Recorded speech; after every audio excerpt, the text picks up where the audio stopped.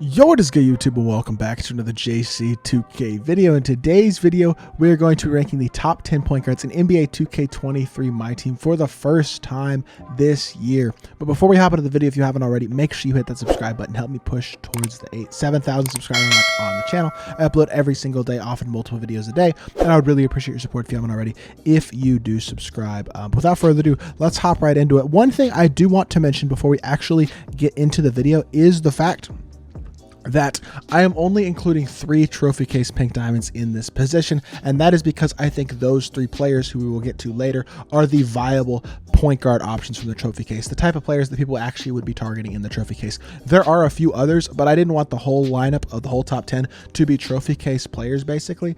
But the other guys I don't personally think are particularly viable options for the trophy case pink diamond, so I'm only including 3 of them in this video. But yeah, at number 10 we have Rondo.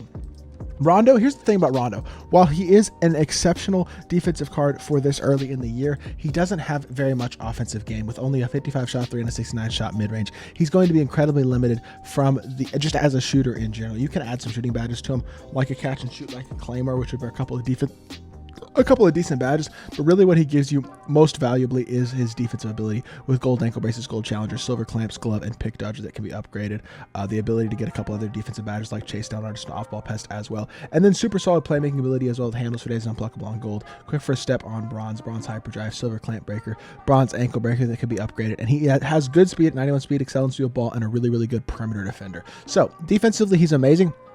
Unfortunately, he's not going to be much of a playmaker in terms of his ability to either score or create very many shots for his teammates, despite the fact that he has really good playmaking badges. I think he's going to be okay playmaker, but his limitation is his inability to shoot the ball, and that definitely does pretty much kill the card to a certain extent. But I do think he's just good enough on the defensive end that he still squeaks into the back end of the top 10. At number 9 is a guy who sort of is the opposite of Rondo to a certain extent, in that he's a very good offensive card, and that is going to be Damian Lillard. With 83 speed and excel, an 83 shot 3, and an 80 driving dunk, he's a super solid all-around offensive card. Comes with really solid playmaking badges on silver and bronze. Defensively, he can get a few defensive badges like an ankle braces and a pick dodger, which will help him out, but his defensive stats are truly atrocious.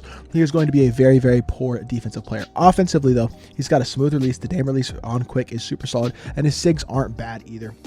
I will admit, I'm not really a master of the SIGs at this point in the year. I don't know what SIGs are great and what SIGs aren't, besides like D-Rose size up's really good, Trey Escape and Curry Escape are really good, Kobe Escape is still good, but I'm not a master of like all the new behind the backs and things like that have been added into the game. But I do think Dame's behind the back is pretty darn solid, which is nice. One of the things that he does have going for him. And overall, he's not a great card. He's just an okay card. Offensively really good, but defensively pretty darn horrible, and that prevents him from being higher than number 9.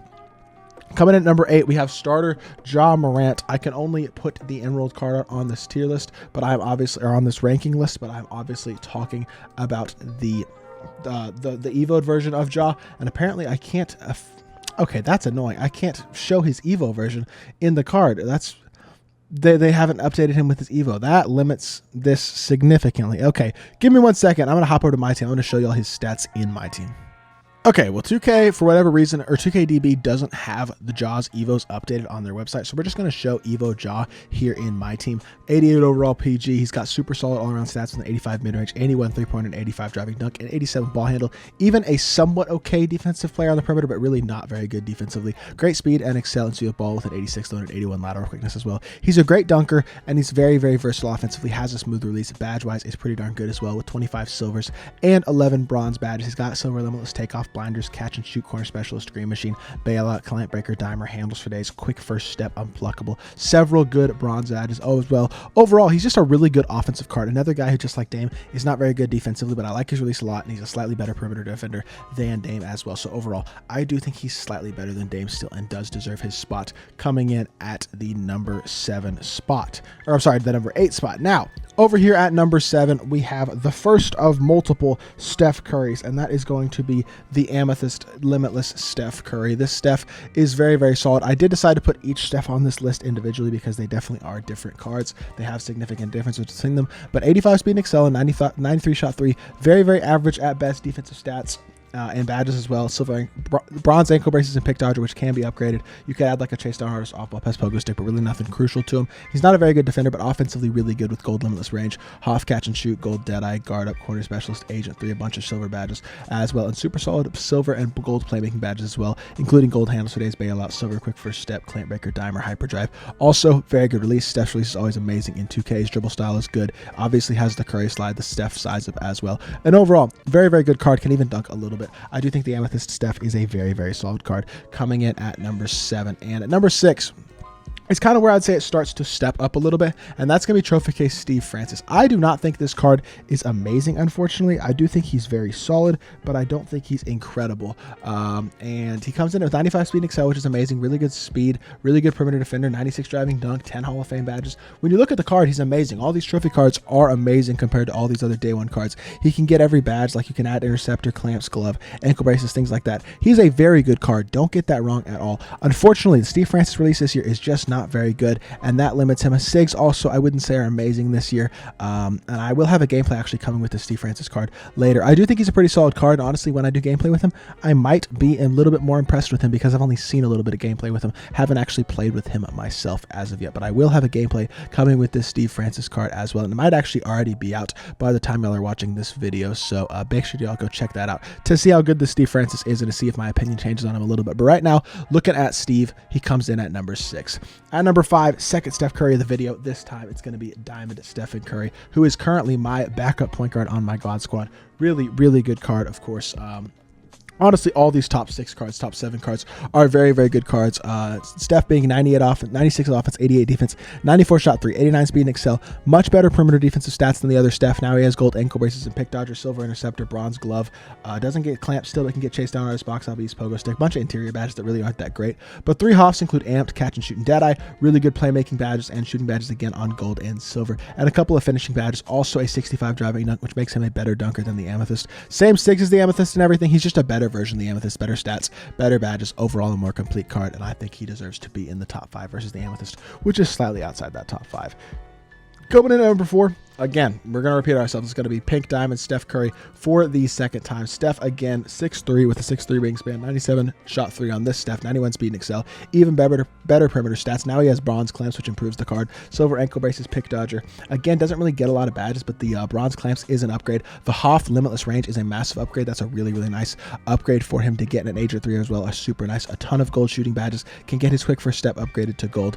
Overall, he's just a slightly better version of the Diamond Steph. Really, really good card. Again, same exact SIGs and animations, of course, as the Diamond Steph, but Hoff limitless range, even better defense. Bronze clamps is super nice. Overall, just a continuously better version of Steph, and he comes in at number 4 in this video. Now, at number 3, we got Trophy Case Allen Iverson, who I think is, again, a very, very good card. These Trophy Case cards are really before their time with how good they are in my team right now. AI is another absolute beast of a card. Really, really good. Unfortunately, at only 6 foot tall, he's a little bit undersized, but he's got amazing speed, really good perimeter defense, great shooter, and really good dunker. Amazing playmaking badges, as well as volume shooter, acrobat, giant slayer, and slithery. Bunch of gold shooting badges as well, which is nice. You can add limitless range, Agent 3.